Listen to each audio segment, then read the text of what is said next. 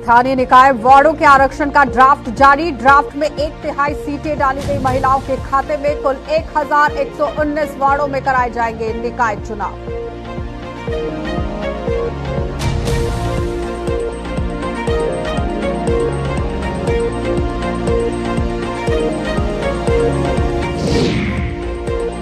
Jammu Akhnoor road पर जानलेवा बना पिल्लर नंबर 89। पिछले 40 दिनों में पेश आ चुके हैं 50 सड़क हादसे। 4 लोग काल के गाल में समा चुके और 15 घायल हो चुके।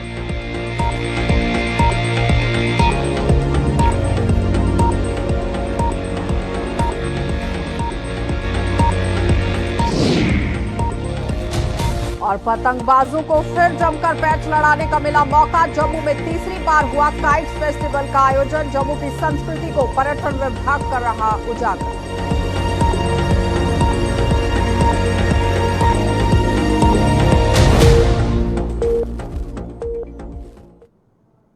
नमस्कार, बुलेटिन में आपका स्वागत है। मैं हूं आपके साथ आशा सरमाल। चलिए शुरुआत करते हैं जम्मू कश्मीर से जुड़ी खबरों की। और सबसे पहले आपको देर शाम से ही जो खबर लगातार सुर्खियां बटोर रही है नगर निकाय चुनावों को लेकर, उसकी अपडेट दे देते हैं। क्योंकि जम्मू कश्मीर में स्थानीय निकायों के वार्डों के आरक्षण का ड्राफ्ट जारी कर दिया गया है। इस ड्राफ्ट में 1/3 सीटें महिलाओं के खाते में डाल दी गई हैं। ये चुनाव कुल यहां 1119 वार्डों में कराए जाएंगे। और इस ड्राफ्ट में महिलाओं के लिए 359, अनुसूचित जातियों के लिए यहां 86 और अनुसूचित जनजाति के लिए 14 वार्ड आरक्षित किए गए हैं।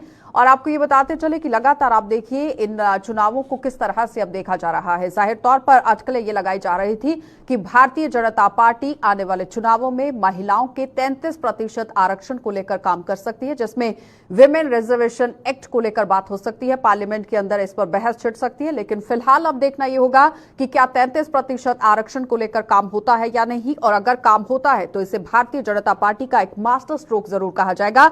लेकिन उस बीच में यह समझिए कि स्थानीय निकाय चुनावों के चुनाव जिस तरह से यहां पर होने की बात कही गई है, तो स्थानीय निकायों के वार्डों में आरक्षण का ड्राफ्ट ये जारी हो चुका है। 1/3 सीटें महिलाओं के खाते में डाल दी गई हैं, जिसमें 1119 वार्डे हैं, जिसमें यहां पर निकाय चुनाव जो है वो कराए जाएंगे। लेकिन फिलहाल महिला आरक्षण विधेयक की बात करें तो यहां पर महिलाओं के लिए लोकसभा एवं राज्यसभा और साथ ही साथ राज्य की विधानसभाओं में 33% सीटें आरक्षित करने का प्रस्ताव है। और आरक्षित सीटों को राज्य या केंद्र शासित प्रदेश के विभिन्न चुनावी क्षेत्रों में क्रमिक रूप से आवंटित किया जा सकता है। तो इस संशोधन में अधिनियम के लागू होने के 15 वर्ष बाद महिलाओं के लिए सीटों का आरक्षण समाप्त हो जाएगा। इस तरह से जानकारी भी बताई जा रही है। और जानकारी ये कह रहे हैं कि अब देखना ही होगा कि किस तरह से चुनावों में यहां पर रणनीति जो है वो बनाई जा सकती है। अनिल हमारे संवाददाता ने हमारे साथ ज्वाइन किया है। अनिल, अगर हम जम्मू की बात करें तो जम्मू में इन चुनावों को लेकर किस तरह से यहाँ पर जो गर्माहट है वो देखने को मिल रही है? देखिए, राशि ये साफ है कि सुप्रीम कोर्ट की तरफ से जिस तरह से पहले ही ये कह दिया गया था कि जम्मू कश्मीर में लोकतांत्रिक को जो है वो बहाल किया जाना चाहिए। और उसी बीच जम्मू कश्मीर के उपराज्यपाल का भी एक स्टेटमेंट आया था कि जल्द ही जम्मू कश्मीर में चुनाव करवाए जा सकते हैं। और उसी पर कल पूरी तरह से प्रकाश डालते हुए, हालांकि कल देर शाम को जो है एक, हालांकि फाइनल नहीं हम कह सकते कि इसे इस ड्राफ्ट को जारी किया जाता है। और इस ड्राफ्ट को जारी करने के बाद जो है सियासी हलचल जो है वो पूरी तरह से तेज हो चुकी है। इस सियासी हलचल की बात करते हैं जिसमें तमाम सियासी दल की बात करते हैं, national conference, Congress, PDP, Bhajpa अपने अपने मतों को लेकर जो है वो पूरी तरह से तैयार हो चुकी है। और इसमें जिस तरह से आपने महिला आरक्षण की बात की है और शेड्यूल कास्ट की बात करते हैं, शेड्यूल ट्राइब्स की बात करते हैं, तो उनको लेकर जिस तरह से प्रावधान था उसी के अनुसार जो है 33% महिलाओं का जो आरक्षण था और उसी के साथ 1/3 जो है वो इसमें देखने को मिल रहा है। हालांकि 1 हफ्ते का समय निर्धारित किया गया है, अपनी अपनी आपत्तियां जो है वो दर्ज कर सकते हैं। अब ये देखना होगा कि इसको लेकर नेशनल कॉन्फ्रेंस, कांग्रेस पूरी तरह से इस ड्राफ्ट से जो है वो खुश नजर नहीं आ रही है। हालांकि उन्होंने कहा कि इसमें जो तिथि जारी की गई है नोटिफिकेशन के अनुसार वो एक सही समय जो है उस पर कई तरह के आरोप भी लग रहे हैं विपक्षी पार्टियों की तरफ से। ये भी कहा जा रहा है कि 2 बार ओपन के बाद उसे रिजर्व कर दिया गया सीट को। लेकिन कई ऐसी सीटें भी हैं जो 2 बार रिजर्व नहीं हुई हैं, लेकिन उन्हें अब आप देखिए किस तरह से स्थान पर रख दिया गया है। यानी कि कश्मकश का माहौल एक बार फिर से इस लिस्ट के आने बाद यहाँ पर देखने को मिल रहा है। देखिए, मैं उसी चीज पर जाहिर कर रहा हूँ और प्रकाश भी डालना चाहूंगा। इसमें एक चीज खास और भी आपको दिखाना चाहूंगा कि जिस तरह से इसमें मेयर और डिप्टी मेयर की बात करते हैं, उनकी भी सीटों को रिजर्व कर दिया गया है। तो अब ये देखना होगा कि जो मेयर और डिप्टी मेयर है इनको किस तरह से चुनाव लड़ना है और किस इलाके से और किस वार्ड से ये चुनाव लड़ेंगे। तो एक काफी बड़ा चैलेंज यहाँ पर खड़ा हो जाएगा और इसी के अनुसार अब ये देखना होगा कि जहां पर महिलाओं का आरक्षण होगा और जहां पर उससे पहले पुरुष पार्षद थे वो किस तरह से इस पर जो है चुनाव लड़ेंगे और किस वार्ड में जाके चुनाव लड़ेंगे, ये एक कश्मकश यहाँ पर बन जाएगी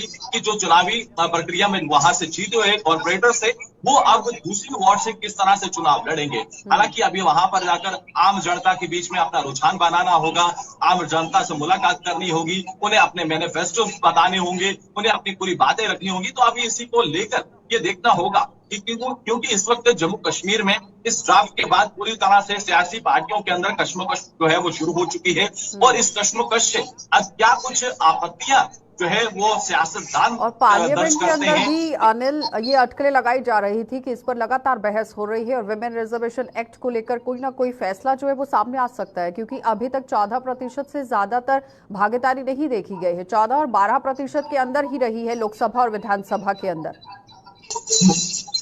देखिए अब ये देखना होगा कि जो ये 18 से ये सत्र जो है वो शुरू होने जा रहा है जिसमें ये प्रक्रिया साफ कर दी गई है। हालांकि जो अभी सोर्सेज से जानकारी मिली है कि दिल्ली के अंदर जो है, हालांकि चेयरमैन की बात करते हैं रामनाथ कोविंद जी की अध्यक्षता में आज दिल्ली में वन नेशन वन इलेक्शन को लेकर एक बड़ी बैठक होने जा रही है, क्योंकि 18 से ये सत्र शुरू होगा और ये सत्र जिसमें आपको बता दें कि इसमें वन नेशन वन इलेक्शन को लेकर जो है बिल रखा जाएगा।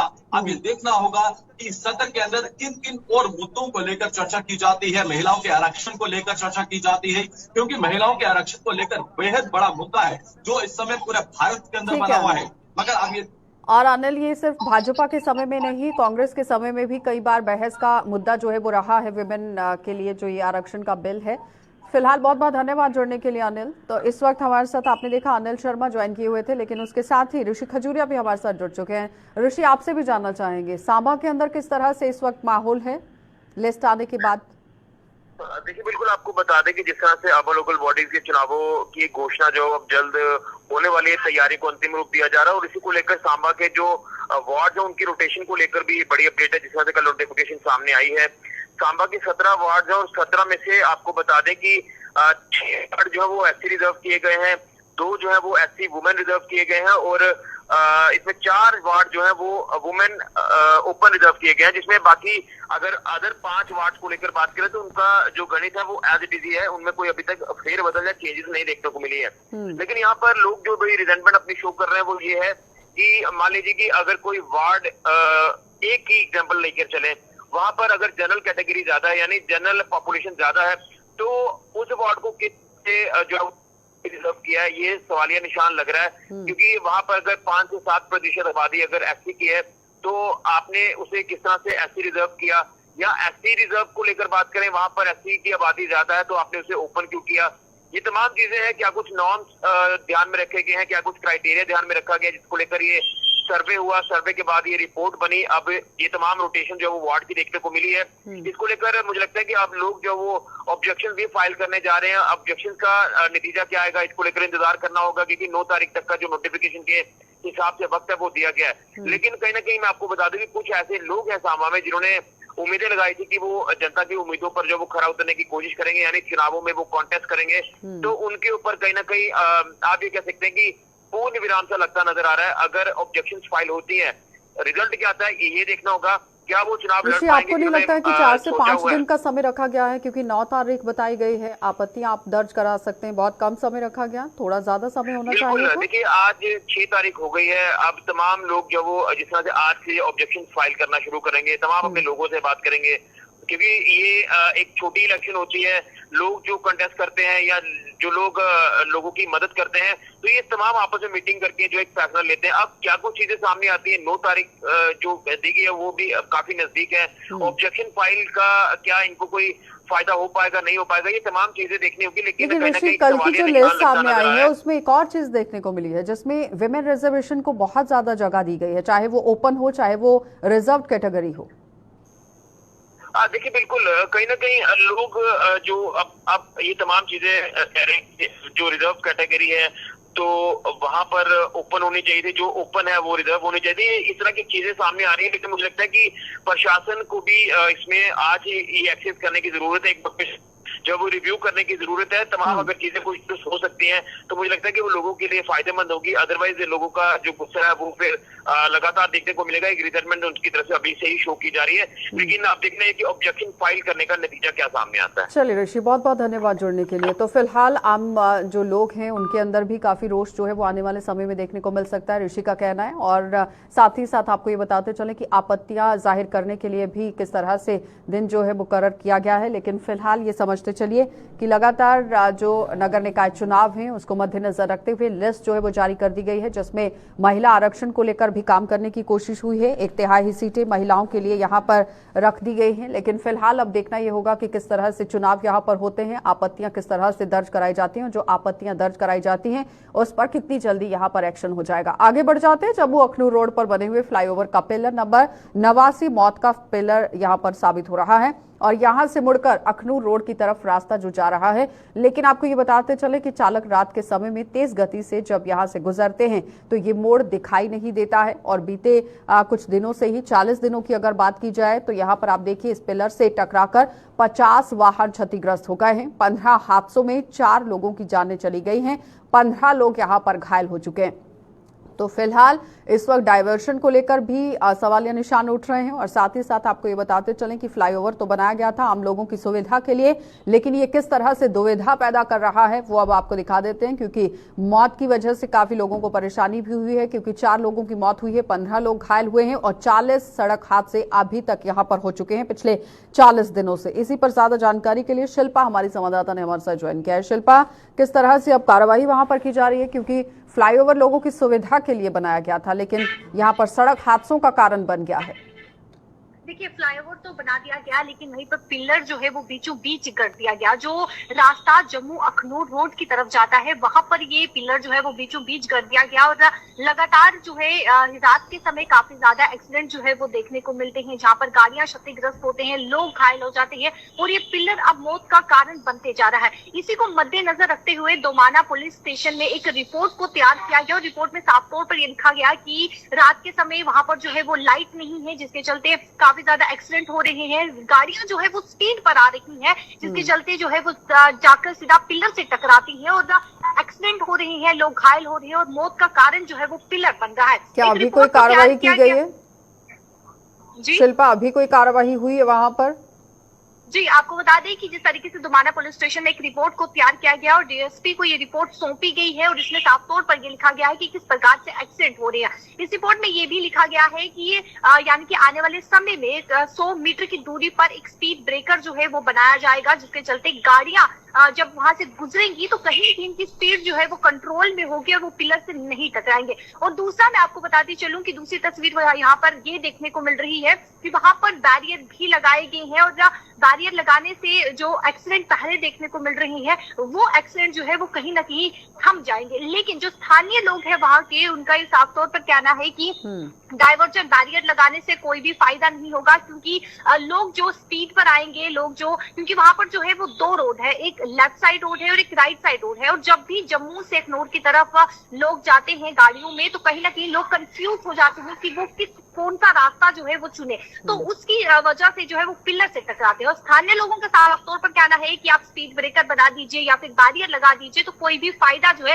वो इससे नहीं होने वाला है। तो आने वाले समय में देखने को मिलेगा कि क्या बैरियर लगाने से पॉजिटिव रिजल्ट जो है वो मिलता है या नहीं मिलता है। और जिस तरीके से यहाँ पर जो है वो स्पीड ब्रेकर बनाने की बात की गई है तो कितनी जल्दी वो स्पीड ब्रेकर जो है वो बनाया जाता है। चलिए शिल्पा, बहुत बहुत धन्यवाद जुड़ने के लिए। तो फिलहाल आपने देखा कि स्पीड ब्रेकर और बैरियर लगाने की बात हो रही है, ताकि अगर तेज गति से कोई भी वाहन यहां से गुजरता है तो स्पीड ब्रेकर देकर वो अपनी गाड़ी को नियंत्रण कर लेगा और हादसा होने से बच सकता है। लेकिन फिलहाल अभी देखना यह होगा कि प्रशासन की तरफ से किस तरह से इस पर कदम उठाए जाएंगे और मुकम्मल तरीके से जो सड़क हादसे हो रहे हैं उस पर किस तरह से रोक लगती है। आगे बढ़ जाते हैं। जम्मू सूबे में इन दिनों यहाँ पतंगबाज खुशी से फूले नहीं समा रहे हैं और रक्षाबंधन और श्री कृष्ण जन्माष्टमी पर जम्मू में पतंगबाजी की परंपरा सदियों से चलती आ रही है और पर्यटन विभाग भी यहाँ पतंगबाजी को जरिया बनाकर पर्यटन और जम्मू की संस्कृति को बढ़ाने के लिए पूरी तरह से काम कर रहा है। पर्यटन विभाग ने आज लगातार तीसरी बार श्री कृष्ण जन्माष्टमी के उपलक्ष्य पर जम्मू में यहां काइट फेस्टिवल का आयोजन किया, जिसमें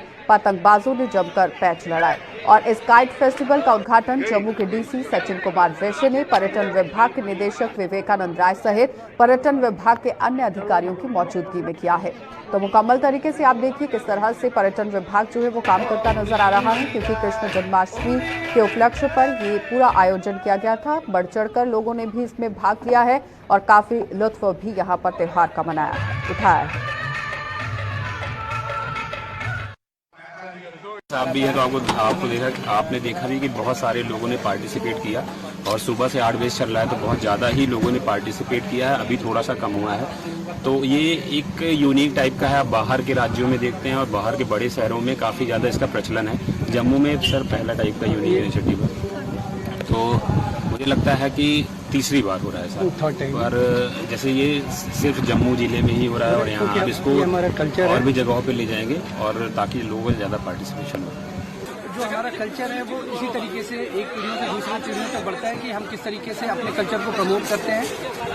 और ये डेस्टिनेशन हम लोगों ने इस बार तय किया है कि यहाँ पे जो हमारा बहुफोर्ट स्टेशन है गंडोला केबल कार कॉरपोरेशन का, और यहाँ पे एक बड़े ही अच्छा एक रेस्टोरेंट है। तो लोग आगे आने वाले टाइम में, अब जब मौसम अच्छा हो रहा है, सितंबर अक्टूबर फेस्टिव सीजन शुरू हो रहे हैं जो फरवरी मार्च तक चलेंगे, जम्मू से बाहर के आने वाले टूरिस्ट और साथ साथ जम्मू शहर के भी लोग जब फेस्टिवल्स में बाहर निकले या शाम को आउटिंग के लिए बाहर निकले तो वो गंडोला राइड भी कर सकते हैं, रेस्टोरेंट को एंजॉय कर सकते हैं। तो ये पूरा इस तरीके से डिज़ाइन किया गया है कि हम अपने कल्चर को भी प्रमोट करें, अपने टूरिस्ट डेस्टिनेशन को भी प्रमोट करें। जब first second third prize 2500 first है, 2000 सेकेंड है, 1500 थर्ड है। ये थर्ड एडिशन है हमारा। हर साल हम लोग इस तरीके से रखते हैं और वो जो अमाउंट है, जो मॉनेटरी अमाउंट है, वो जस्ट फॉर प्रमोशन है। उसका इस फेस्टिवल से, इस कंपटीशन से सिर्फ है कि मोटिवेशन रहे, लोग एंजॉय करें, एंजॉयमेंट के लिए। तो जम्मू के ब्लॉक भलवाल के किसानों और फल उत्पादकों ने कृषि विभाग और हॉर्टिकल्चर विभाग द्वारा शुरू की गई योजनाओं और जगह जगह पर आयोजित किए जा रही जागरूकता शिविरों को लेकर सवाल उठा दिए हैं। किसानों का आरोप है कि विभाग द्वारा केवल दिखावे के लिए ही इन शिविरों का आयोजन किया जाता है और इनका उन्हें किसी भी तरह का लाभ नहीं मिल रहा है। सरकार द्वारा किसानों के लिए बड़ी बड़ी योजनाओं का बखान किया जाता है, लेकिन जमीनी सतह पर ये यहाँ आई वॉश महज साबित हो रहा है। किसानों ने इन विभाग के अधिकारियों पर भ्रष्टाचार करने का भी आरोप लगा दिया है। 4 लाख रुपया सब्सिडी देगे हार्टिकल्चर, लेकिन अज दिन थोड़ी अं कुछ नहीं है। ग्राउंड च जो जीरो है, कोई भी डिपार्टमेंट हो, एग्रीकल्चर वाला हो, ब्लाक वाले हो, सब चोर का मसला है। इनकी चोरी नहीं रुकी सकती है। ब्लाक में भनिया बड़ी धांधली है।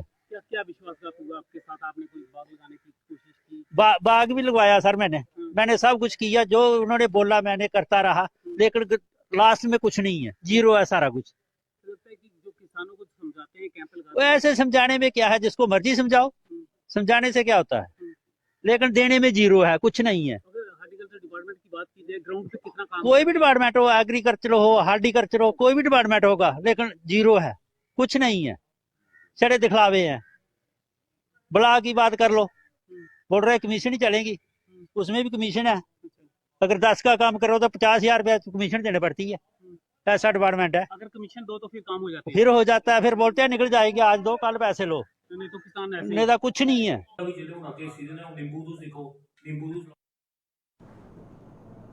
त्रिकुटा शॉपिंग कॉम्प्लेक्स के दुकानदारों की यहां पार्किंग की समस्या का जेडीए द्वारा समाधान किया गया है। त्रिकुटा कॉम्प्लेक्स के अंदर यहां शॉपिंग के लिए जो लोग पहुंचते हैं, आप देखिए किस तरह से परेशानी के दौर से वो गुजरते हैं। दुकानदारों की गुहार के बाद जेडीए ने भी जम्मू बस स्टैंड की बहुमंजिला पार्किंग और त्रिकुटा शॉपिंग कॉम्प्लेक्स के बीच एक पुल का निर्माण किया है और इस लोहे के इस पुल के निर्माण से त्रिकुटा शॉपिंग कॉम्प्लेक्स के दुकानदारों की पार्किंग की समस्या दूर हो गई है।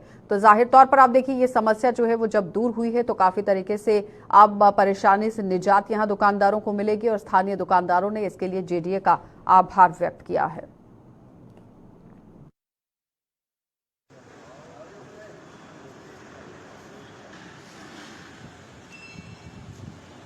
का हूँ तो यहाँ पे पार्किंग की बड़ी हमें प्रॉब्लम थी, हमें और पीएचई वालों को खासकर।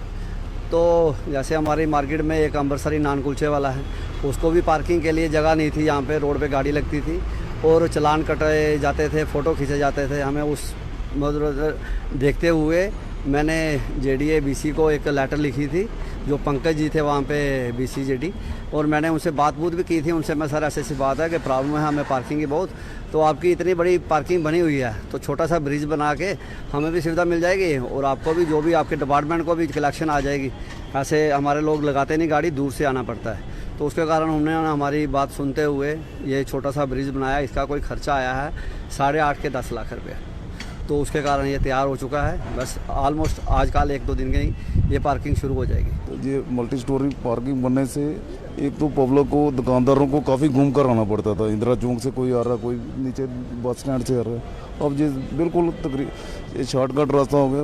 मल्टी स्टोरी पार्किंग से सीधा 1 सेकंड के अंदर ट्रिकुटा कम्प्लेक्स और एडजाइनिंग एरिया में जा सकते हैं, और इससे दुकानदारों को काम काफ़ी बढ़ेगा। और डिपार्टमेंट ने तो योगदान दिया है, उससे ज़्यादा हमारे प्रधान साहब ने तन मन धन तीनों से अपना योगदान दिया है। इस काम को कराने के लिए उन्होंने बहुत कीमती टाइम निकाला अपना, और दुकानदार मैक्सिमम 99% ओके है आजकल में ये तैयार है। बाड़ी भावना के बारजाने तालाब इलाके में एक प्रवासी मजदूर का शव संदिग्ध परिस्थितियों में मिलने से इलाके में हड़कंप मच गया है। स्थानीय लोगों ने इसकी सूचना पुलिस को दी है और पुलिस ने मौके पर पहुंचकर शव का पंचनामा कर उसे पोस्टमार्टम के लिए अस्पताल में भेज दिया है। मृतक की पहचान रंजीत राम निवासी मध्य प्रदेश के रूप में की गई है।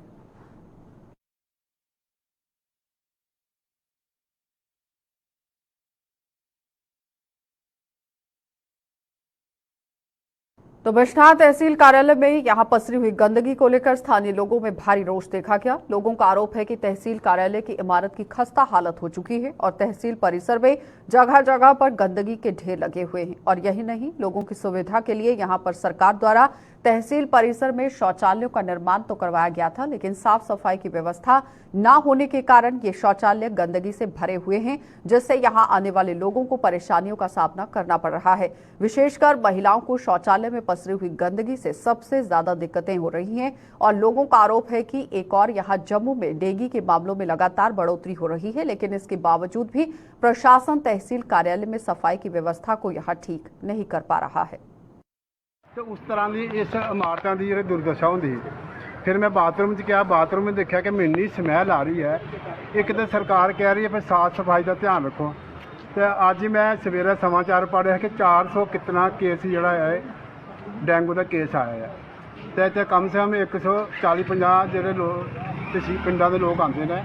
अगर इस हालत हुई तो लोग की एक तरफ तो बाहर सरकार नारा दी है कि स्वच्छ रखो तो साफ सुथरे रहो, तो दूसरी तरफ अंदर जाके देखो कि बाथरूमां की बाहर बिल्डिंग की बाहर देखो ये जियां शोरूम के गमले लाए होंगे ने, पर सारा ये गंदगी नूं यह तहसीलदार साहब अगर रिक्वेस्ट करना चाहते हैं तो नवे जंग तहसीलदार साहब तो अपना थोड़ा साफ सफाई का ध्यान रखो। तो तहसील कार्यालय के अंदर जहाँ पे फर्स्ट क्लास मैजिस्ट्रेट बैठते हैं, तो बड़े ही शर्म की बात है जहाँ पे इतने बड़े आला अधिकारी बैठते हैं, वहाँ पे जगह जगह कूड़ों के ढेर लगे हुए हैं, बियरों के कैन पड़े हुए हैं, चिप्स कुरकुरे कोल्ड ड्रिंक के पॉलीथीन पड़े हुए हैं। शौचालय ना के बराबर है जिनमें इतनी गंदगी भरी है कि जहाँ पे जाना ही बीमारियाँ। एक तरफ अभी मैं आज ही रिपोर्ट पढ़ रहा था मॉर्निंग में कि अभी जम्मू में कम से कम 450 के करीब डेंगू के केसेस आए हैं। तो मैं यही आला अधिकारियों से ये पूछना चाहता हूँ कि एक तरफ डेंगू की इतनी भारी मार है, दूसरी तरफ आपके तहसील कार्यालय में जगह जगह कूड़ों के ढेर है,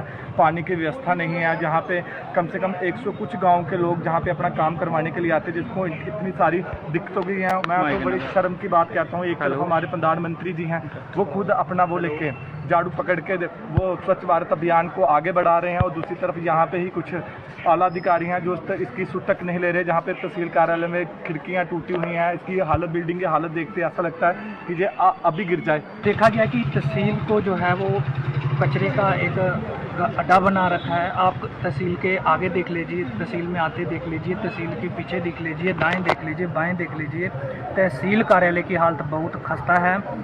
इस पर अभी तक किसी ने भी कड़ा संज्ञान नहीं लिया। चलिए, बुलेटिन में फिलहाल इतना ही। आप बने रहिए हमारे साथ।